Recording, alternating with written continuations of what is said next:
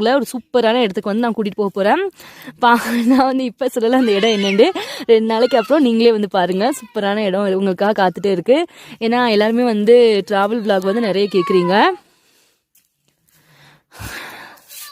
Noorjan, what doing? She not sitting at one place. நான் சொன்னேன்ல, snow வந்து வர்றதுனால நிலத்தடி நீர் மட்டம் உயரும் அப்படின்னு. இதுதாங்க ஒரு பெனிஃபிட். மண் வந்து நல்லா லூஸாக இருக்கும், ஈஸியாகவே நம்ம அறுவடை வந்து பண்ணலாம். அந்த அளவுக்கு சிரமப்பட்டு நம்ம உழுக வந்து தேவையில்லை. பார்த்தீங்களா? இந்த வாட்டி கேட்டு அந்த அளவுக்கு வந்து பெருசாக வந்து காய்க்கல. ஏன்னா அந்த அளவுக்கு நான் வந்து உரமும் வந்து போடலை. பாருங்க,